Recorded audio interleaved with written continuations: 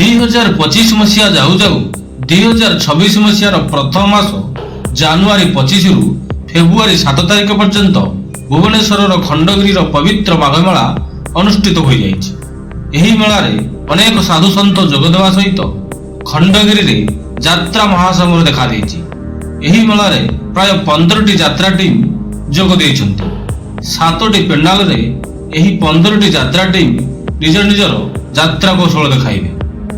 ଖଣ୍ଡଗିରି ତଥା ଆଖପାଖ ଅଞ୍ଚଳରେ ଏବେ ଉତ୍ସବ ମୁଖର ହୋଇପଡ଼ିଛି। ଲୋକମାନେ ସନ୍ଧ୍ୟା ହେଲେ ମେଳା ବୁଲିବା ସହିତ ଯାତ୍ରାର ମଜା ନେଉଛନ୍ତି।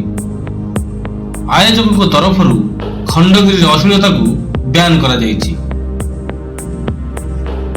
ଯାତ୍ରାର କେନ୍ଦ୍ରବିନ୍ଦୁ ପାଲଟିଛନ୍ତି ପୀୟୁଷ ତ୍ରିପାଠୀ।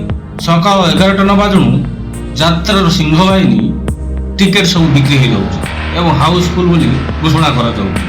ତୁ ମୋ ବଜରଙ୍ଗୀ ଏଥର ସୁପରହିଟ୍ ଯାତ୍ରା ହୋଇପାରେ। ଡଙ୍କ ଦୁର୍ଭିକ୍ଷ, ଚଣ୍ଡାଶୋକ, ଅଶୋକ ସମ୍ରାଟ, ହରେ କୃଷ୍ଣ ବୋଲି ଯାଉ ମଜିବ, ଏମିତି ଅନେକ ବହି ଭଲ ପରଫର୍ମାନ୍ସ କରୁଛି। ତାହେଲେ ଆସନ୍ତୁ ଖଣ୍ଡଗିରିର କିଛି ଝଲକ ଏହି ଭିଡ଼ିଓ ମାଧ୍ୟମରେ ଦେଖନ୍ତୁ।